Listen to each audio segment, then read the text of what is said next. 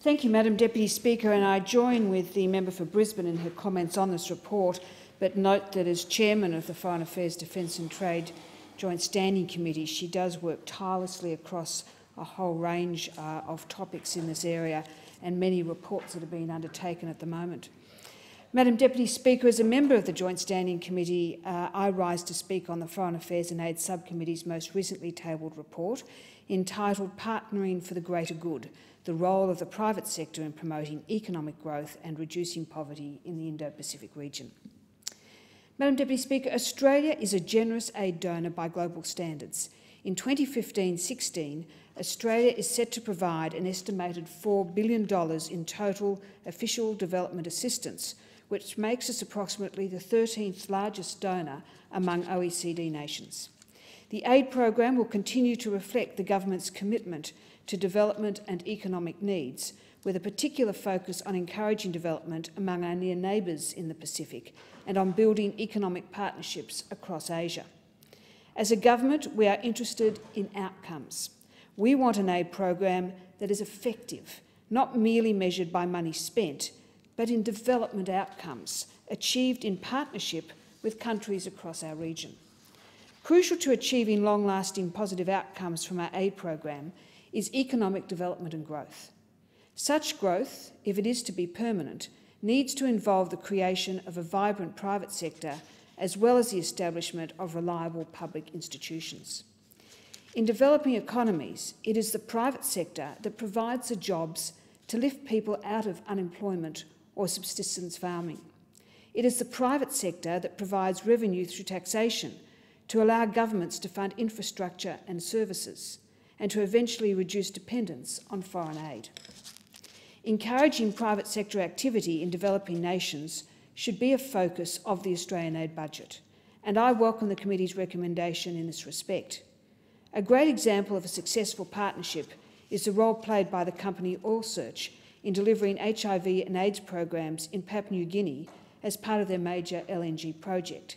And I've been privileged to have site inspections of the work that they're doing with the variety of villages up in the highlands where they started the LNG project, and how they're delivering community support throughout very difficult areas of Papua New Guinea.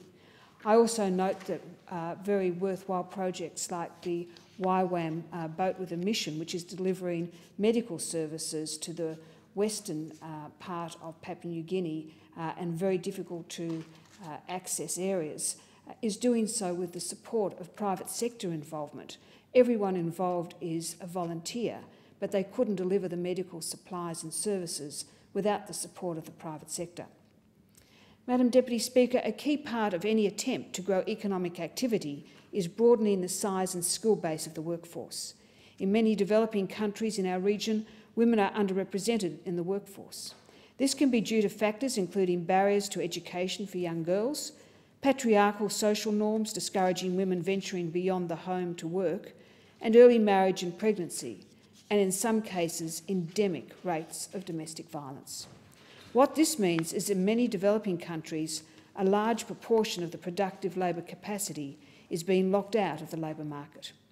And in this context, I note that recommendation 11 of the report is for the Australian Government to support and extend business leadership programs.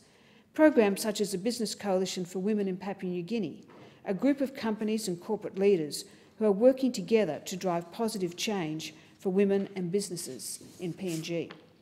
This recommendation also supports the continuation of existing women's leadership programs, including the Pacific Women's Parliamentary Partnerships Project. The Pacific Women's Parliamentary Partnership, or PWPP, aims to address the continuing underrepresentation of women in parliaments in the Pacific region.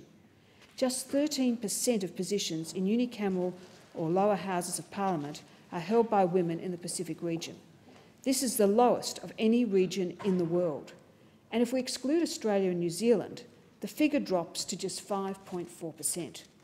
Although I note that recently in the Bougainville elections, as well as the 3 reserved seats for women, a woman was also elected in one of the open seats against other men and women candidates.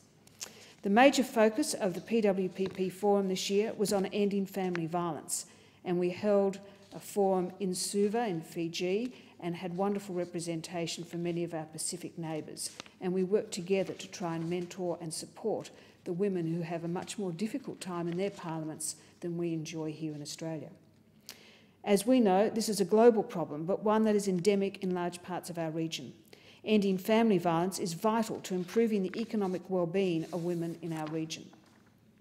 I note that the report also recommends that the PWPP be transitioned to become an initiative where all women's leadership positions are included for development and support. For as we know, it is women in roles in the bureaucracy and in delivering government services that can provide support for other women in their communities, and we must support women in the Pacific nations and our near neighbours and encourage them to participate in this way. Madam Deputy Speaker, in total the report makes 37 recommendations relating to the engagement of the private sector in the delivery of the Australian aid budget. The recommendations are wide-ranging, practical and evolutionary in nature. We have an aid budget that is generous and one that does achieve worthwhile outcomes in many countries in the Asia-Pacific region. But we can always do better, and this report provides a set of proposals as to how we can better target our aid program to achieve long-lasting outcomes for recipient countries across our region. Madam Deputy Speaker, I particularly congratulate the Chairman, the Member for Murray, Dr. Sharman Stone, and I commend the report to the House.